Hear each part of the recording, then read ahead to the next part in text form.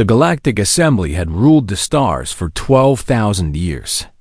It was a group of 847 different alien species. They worked together. They traded together. They kept peace together. Their laws were written in stone and passed down from one generation to the next. But there was one law that was different from all others. It was not about trade. It was not about borders. It was not about war between member species. This law was a warning. A simple warning that every species learned on their first day of joining the assembly. The warning said, if you see ships from Earth, do not fight them. Do not make them angry. Do not threaten them. Run away as fast as you can. And pray they do not chase you. Many young species laughed at this warning. Earth was a small planet. Humans were a small species. They lived far away on the edge of the galaxy, alone and quiet. How could they be dangerous? How could one species make the entire galaxy afraid? Ambassador Una of the Velith Dominion was one of those who laughed. Una was tall and proud. Her skin was blue like the deep ocean. Her eyes were large and golden. She came from a species of conquerors. The Velith had the third largest fleet in the galaxy. They had conquered dozens of worlds. They feared nothing and no one. Today, Una sat on the bridge of her command ship, the Pride of Velith. Around her floated 1,200 warships. Each one was massive. Each one carried weapons that could break planets. This was her armada, and she was its queen. Ambassador, her tactical officer said, our scouts have found something interesting. Una looked at the screen. 3 small ships were moving through the empty space ahead. They were simple ships. Old ships. They looked like they were made of basic metal and simple engines. A child could have designed better ships. What species? Una asked. Human ambassador. 3 human frigates. They appear to be carrying supplies to a colony. Una smiled. She had heard stories about humans. Scary stories that mothers told their children. But she did not believe in scary stories. She believed in power. And power was something her fleet had plenty of. Only 3 ships, she said. And they carry supplies. Not weapons. Yes, Ambassador. Should we let them pass? The ancient warning says, I know what the warning says. Una waved her hand. I also know that warnings are made by cowards. The humans have been hiding for centuries. They are weak. They are afraid. And they are in our space. This space is contested, Ambassador. It belongs to no one. It belongs to whoever is strong enough to take it. Send our fleet forward. We will capture those ships and learn the secrets of humanity. Perhaps we will find out why the galaxy fears them so much. The tactical officer looked worried. Ambassador, I must advise against this. The warning exists for a reason. The warning exists because the elder races are old and scared. I am neither. She stood up from her chair. All ships, move to attack formation. We will take those human vessels. Across the void of space, on the bridge of a small ship called the HSS Remembrance, an alarm began to sound. Admiral Park Do-yoon looked up from his tea. He was an old man with gray hair and tired eyes. He had served in the Terran Defense Fleet for 40 years. He had seen many things. Done many things. Things that still visited him in his dreams at night. Report, he said calmly. Lieutenant Kim Soo-jin turned from her station. She was young, barely 25 years old. This was her first real mission. Her hands were shaking. Sir, a large fleet is approaching. Velith Dominion. I count. One count over 1,200 warships. Do-hyun closed his eyes for a moment. When he opened them again, his face was sad. Not scared. Just sad. Are they targeting us? Yes, sir. Weapons are charging. Have they responded to our identification signals? No, sir. They are ignoring all communication. Do-hyun set down his tea. He stood up slowly, his old bones making soft sounds. The crew around him watched in silence. They knew what was coming. They had all been trained for this moment, even though they had prayed it would never come. "Open a channel," Do-hyun said. "All frequencies. All languages." Sujin pressed the buttons. "Channel open, sir." Do-hyun took a deep breath. When he spoke, his voice was clear and steady. It traveled across the void to every Velith ship. It echoed in every alien ear. "This is Admiral Park Do-hyun of the Terran Defense Fleet. You are targeting human vessels. We are required by interstellar law to inform you of the following. If you fire upon us, we will respond. There will be no second warning. There will be no survivors. Stand down now. This is your only chance." On the Pride of Velith, Ambassador Yuna heard the message. She laughed out loud. Her officers laughed with her. 3 tiny ships threatening 1,200 warships? It was the funniest thing she had heard in years. "Such brave words from such small creatures," she said. "I almost admire them. Should we respond, Ambassador?" "Yes, respond with weapons fire. Destroy them." The tactical officer hesitated for just one moment. He remembered the warning. He remembered the stories. But he was more afraid of Yuna than he was of ancient Thales. He gave the order. 1,200 ships opened fire at once. On the Remembrance, Admiral Do-hyun watched the wall of energy racing toward his ships. He felt no fear, only sorrow. "May God forgive us for what we must do," he whispered. Then he gave the order that would change the galaxy forever. "All ships, activate war protocols. Show them what we are." The weapons fire from 1,200 Velith warships was beautiful in a terrible way. It was a wave of pure energy, bright as 1,000 suns. It moved through space like an angry god reaching out to crush an insect. This much firepower could crack a moon in half. It could burn a small planet to nothing. Ambassador Yuna watched with satisfaction. In 3 seconds, those foolish human ships would be dust. She was already thinking about what she would tell the Galactic Assembly. She would tell them that the humans attacked first. She would tell them that she had no choice. And then she would show them that the ancient warning was nothing but a lie. The energy wave reached the human ship's dot, and then something impossible happened. The weapon's fire simply stopped. It did not explode. It did not destroy anything. It just faded away like morning mist in sunlight. Where there should have been destruction, there was only empty space. The 3 human ships floated there, untouched. Yuna's smile disappeared. "What happened? Report." Her tactical officer was staring at his screens. His blue face had turned pale. "I do not understand, Ambassador. Our weapons had no effect. Something absorbed all the energy. Something we cannot detect. Impossible. Fire again." Before they could fire again, the human ships began to change. It started slowly. The metal hulls of the 3 frigates began to split apart. But they were not breaking. They were opening, like flowers blooming in spring, like shells cracking to reveal what was hidden inside.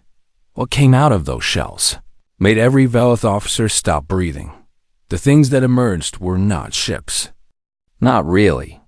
They were something else. Something that should not exist. Each one was over 1 kilometer long.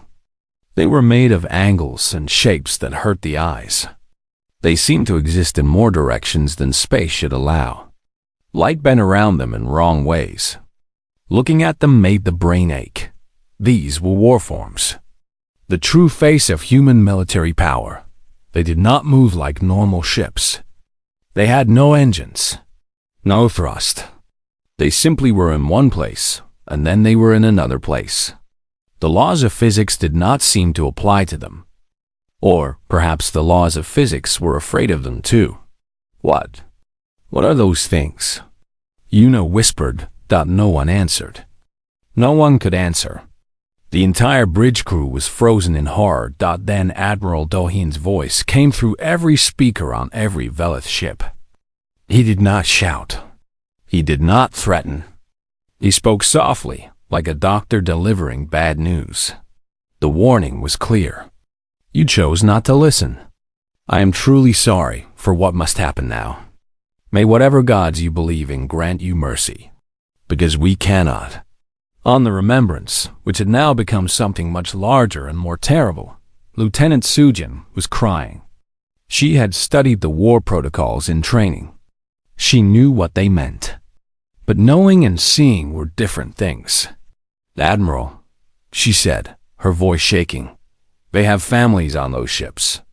The civilian sections carry children. Admiral Do-yoon did not turn to look at her. His eyes were fixed on the enemy fleet. His face was like stone, but his hands were trembling slightly. I know, he said. Our orders from command say to leave no survivors. I know what our orders say. There was a long moment of silence. The three warforms hung in space like angels of death, waiting. Then Do-hyun spoke again. Scan the enemy fleet. Mark every civilian vessel. Mark every ship with children on board. Sir? We will disable those ships. We will not destroy them. He finally turned to look at Sujin. His eyes were wet. We are still human, Lieutenant. We are not machines. We are not monsters. We will do what we must, but we will not become the thing they fear. Not completely. Sujin nodded and began working at her console. Her tears fell onto the buttons as she marked the civilian ships. Civilian vessels marked, sir. 47 ships. The rest are military. Then God help the rest. The first Velith warship died in silence. One moment it was there. The next moment it was not. There was no explosion. No fire. No debris. It simply stopped existing. Every atom that had made up that ship was pulled apart and scattered across the universe. It was not destruction. It was erasure. The second ship followed. Then the third. Then the fourth. Ambassador Yuna watched her mighty fleet disappear. Ship after ship. Hundred after hundred.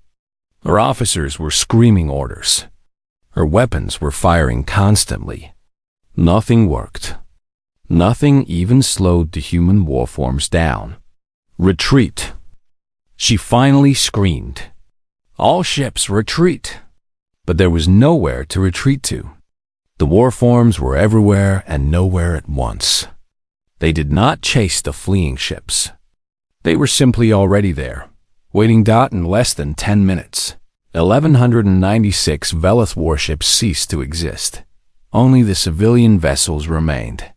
They floated in space, their engines dead, their weapons offline. Disabled but alive. 47 ships full of families and children who would never forget what they had seen. Yuna's command ship was among the survivors. It had been a military vessel, but the humans had spared it. They wanted her alive. They wanted a witness. The warforms slowly folded back into themselves. They became simple frigates again. 3 small, old, harmless-looking ships. Admiral Do-yoon sat back in his chair. He looked like he had aged 10 years in 10 minutes. Lieutenant, he said quietly, send a message to the Galactic Assembly. Tell them what happened here. Tell them we acted in self-defense. Tell them. He paused. Tell them we are sorry it came to this. Sujin wiped her eyes. Yes, sir. Outside, the stars shone cold and uncaring. Where a great fleet had once floated, there was only emptiness. 1,200 ships. Hundreds of thousands of lives. All gone in moments. The warning had been clear. Now the galaxy would remember why. While the battle was happening far away in space, the Galactic Assembly was meeting in emergency session. The Great Hall was filled with representatives from hundreds of species. They were all talking at once. They were all afraid. Senior Archivist Taiho pushed through the crowd. He was old even by his species' standards. His forearms were full of ancient records. His two hearts were beating fast. "Let me through," he shouted. "I have the files. I have the history." The High Chancellor, a female Velith named Moran, saw him and waved him forward. "Archivist, what have you found? Why does the galaxy fear these humans so much?" Taiho reached the central platform. He spread his records out for everyone to see. His hands were shaking. "The warning," he said, "is 800 years old. It was created after the Human-Rithani War, but most species have forgotten the details. They think it is just a story. A legend. It is not. It is all true. Every word." He activated the holographic displays. Images filled the air. Images of Earth 8 centuries ago. 800 years ago, Taiho began, humans were like any other young species. They were curious. They were creative. They were a little aggressive, yes, but no more than others. They had just discovered faster than light travel. They were excited to meet other species. They thought the galaxy would welcome them. The images showed humans building their first starships. They showed humans sending messages of peace into the void. They showed a species full of hope and wonder. Then the Rithani found them. The images changed. They showed a massive alien fleet arriving in Earth's solar system. The Rithani were insect-like creatures. They had no concept of peace or trade. They only knew conquest. They only knew hunger. The Rithani saw humans as prey. Easy prey. Earth had no real defenses. No space navy. No planetary shields. The Rithani thought they could conquer Earth in days. The images showed Rithani ships firing on human cities.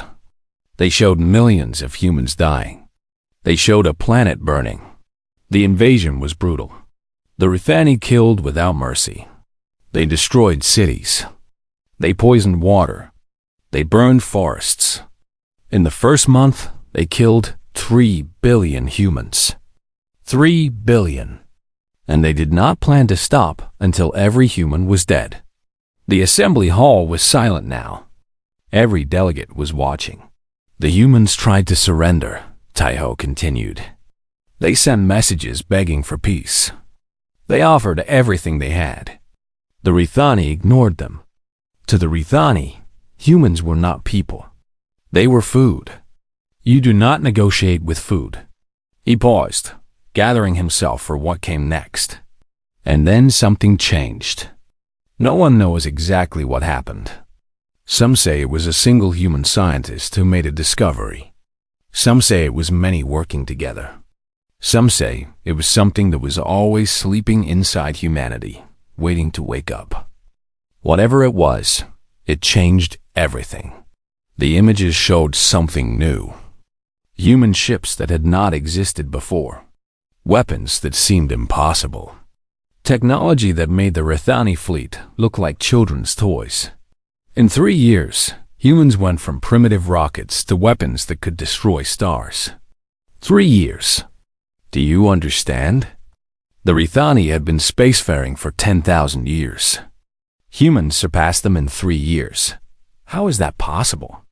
Someone in the crowd asked. Taiho turned to face the speaker. Because humans are different. Their evolution was different. On Earth, they were never the strongest animal. They were never the fastest. They survived by thinking, by adapting, by never giving up. When pushed to the edge of extinction, something inside them activated, something terrible. The images now showed the human counterattack. It was not a war. It was not a battle. It was extermination. The humans did not just defeat the Rithani. They erased them. Every Rithani planet was destroyed. Every Rithani colony was destroyed. Every Rithani ship was destroyed. Every single Rithani individual across the entire galaxy was hunted down and eliminated. The species that had numbered in the trillions was reduced to zero. Not prisoners, not refugees. Zero. Gasps filled the hall. The humans used weapons we still do not understand. They traveled through space in ways we cannot explain. They found Rithani hiding in the deepest caves and the darkest corners of the universe. And they killed them all. Every single one. It took 5 years. When it was done, the Rithani were gone. As if they had never existed. Chancellor Moran's voice was barely a whisper. And then the humans stopped. Taiho pulled up the final record. It was an audio file. A human voice speaking to the Galactic Assembly of that time. The voice played for everyone to hear. We did not want this war. We did not start this war. But we ended it. Let this be a lesson and a warning. We want only peace.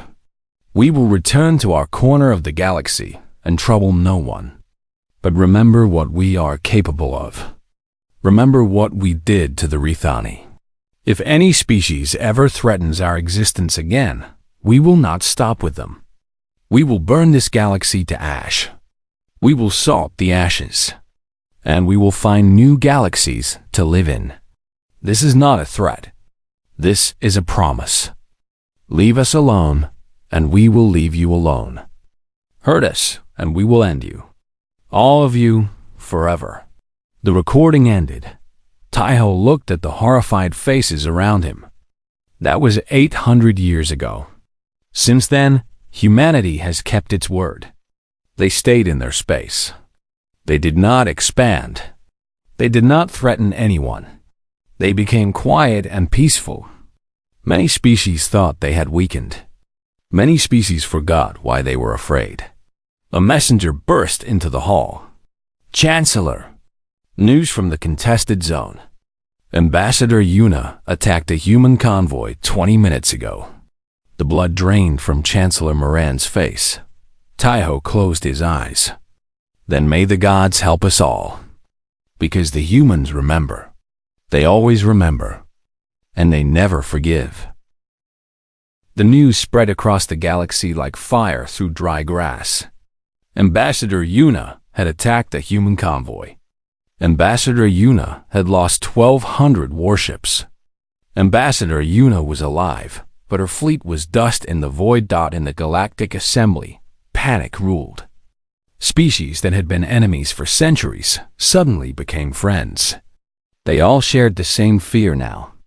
They all asked the same question. Would the humans stop? Or would they keep coming? Chancellor Moran worked without sleep. She sent message after message to the human government. She begged for meetings. She begged for talks. She begged for mercy. For 3 days, there was no response. Then, on the 4th day, Admiral Park Do-yoon accepted her transmission.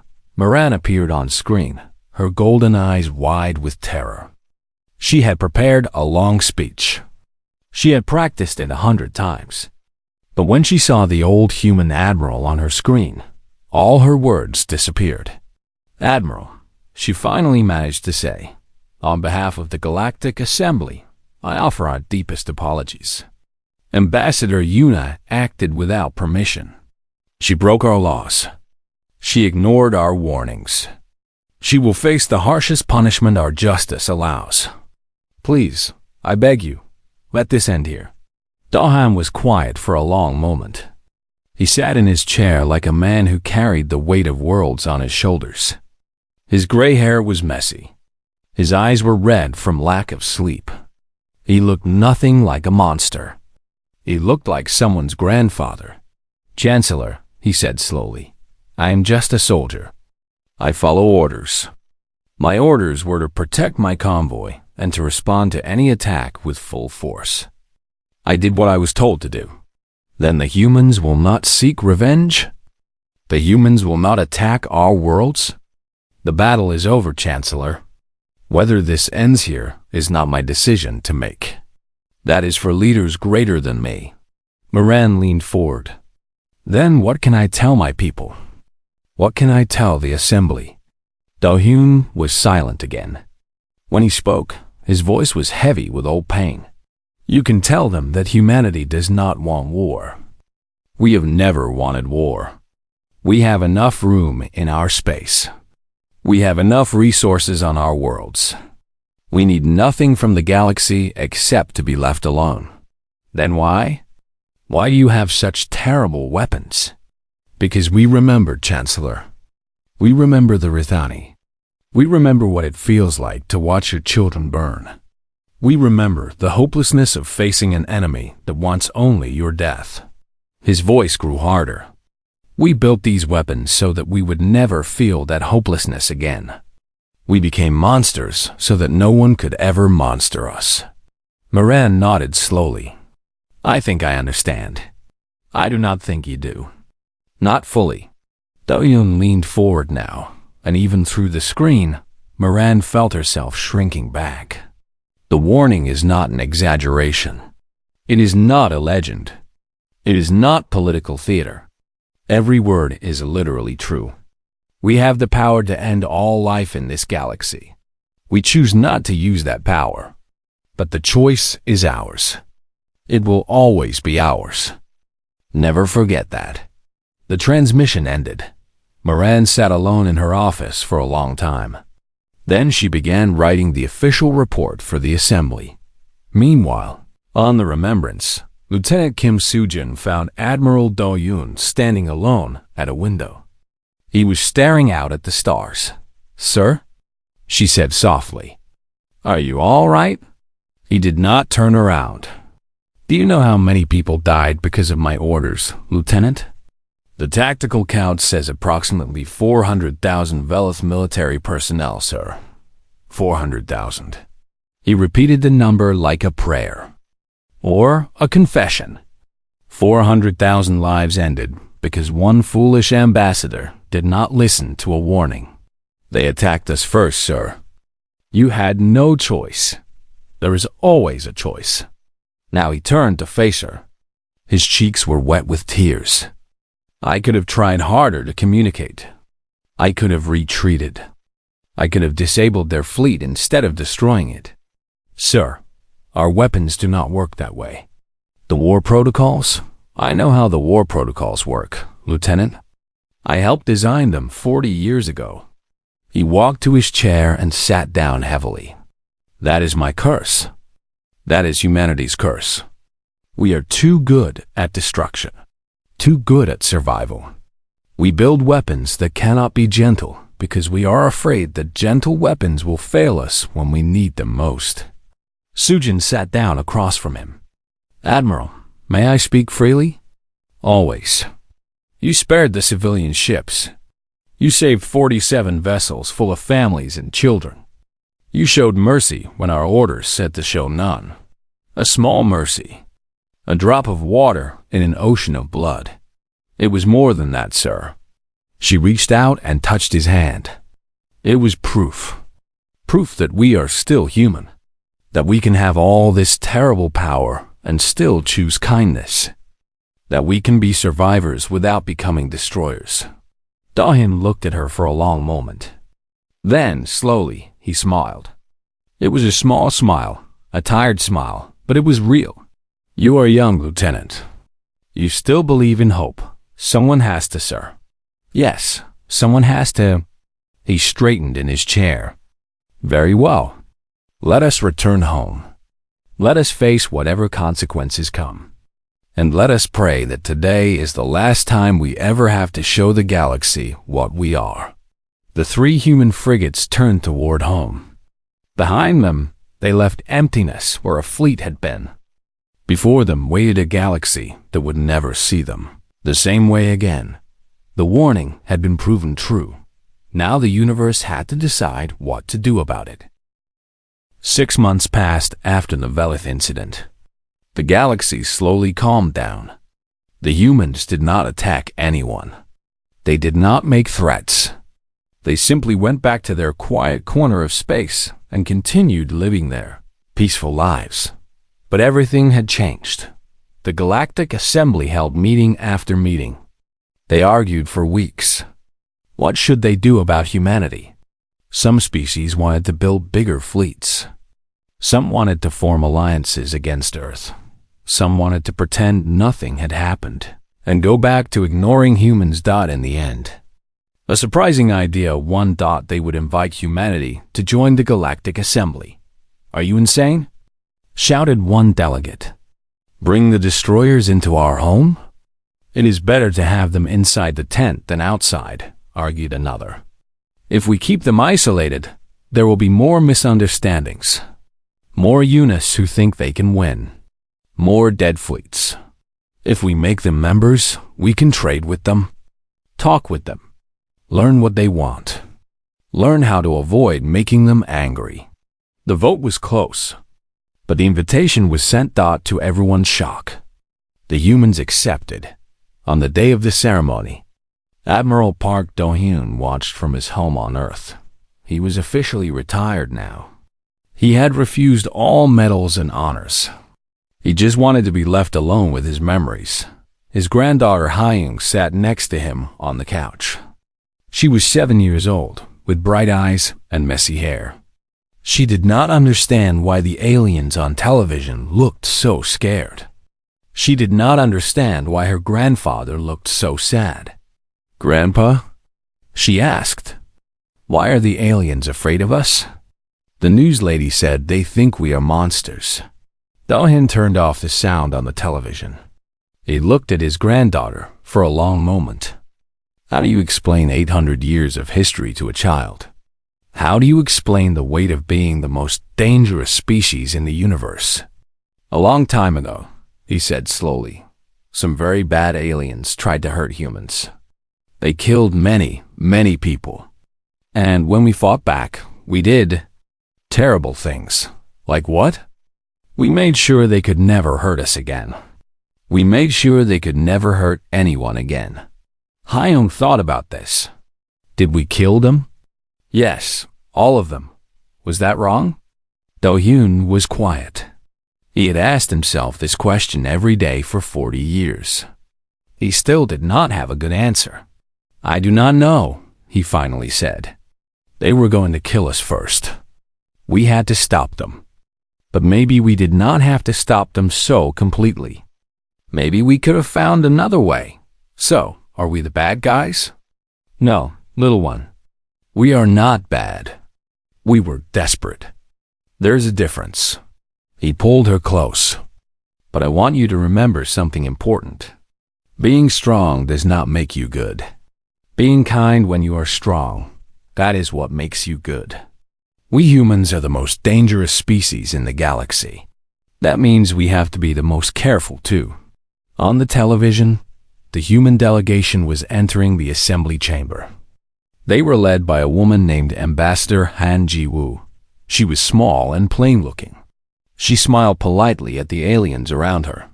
She looked like someone's mother or aunt, not like a representative of the most feared species in existence. Every alien in that huge chamber watched her pass. None of them smiled back. Some of them trembled. Some of them looked away. One young delegate actually fainted. The warning had been updated for this new era. It was displayed on every screen in the assembly. Humans are now members of the Galactic Assembly. They will be treated with respect and dignity. They will be handled with extreme caution. Remember always, humans do not start wars. They end them completely, absolutely, forever. Ambassador Han took her seat. She folded her hands in her lap and waited for the ceremony to begin. She was patient. Humans were good at being patient. They had waited 800 years for this moment. In the back of the chamber, Archivist Taiho watched everything.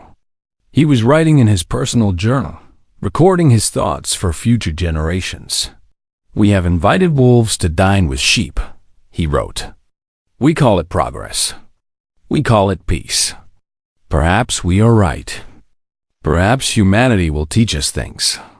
Perhaps we will learn to trust each other." He paused, his pen hovering over the page. "Or perhaps we have simply chosen a more comfortable way to wait for our judgment." The humans say they want peace. They say they will never attack unless attacked first. I want to believe them, but I have seen what they can do. I have read what they did to the Rithani, and I know one thing for certain. He looked up at the small human woman sitting so quietly in her chair. If humanity ever decides that peace is no longer worth having, there is nothing in this universe that can stop them. Nothing except themselves. We are all alive only because humans choose to let us live. And I pray, every day, that they never change their minds. The ceremony ended. The humans were officially members of the Galactic Assembly. There was polite applause, but no celebration. Everyone was too nervous for celebration. Back on Earth, Hyun had fallen asleep with her head on her grandfather's shoulder. Admiral Dongyan stroked her hair gently and watched the stars through his window. "We are survivors," he whispered to no one. "We do whatever it takes to survive. But surviving is not enough. We must also deserve to survive. We must be worthy of the power we hold." He closed his eyes. "The galaxy is watching us now. Watching and waiting. Waiting to see if we are truly the monsters they fear, or something better. Something more." He held his granddaughter close. "I hope we do not disappoint them." Outside, the stars shone cold and eternal. Somewhere among them, 847 species were learning to live with their new neighbors. The most dangerous neighbors in the universe. The warning was still there. It would always be there, but now, at least, there was also hope that the monsters could become friends, hope. That survival could become something more, hope. That humanity could finally prove what it truly was. Not destroyers, not conquerors, just humans, trying to find their place among the stars.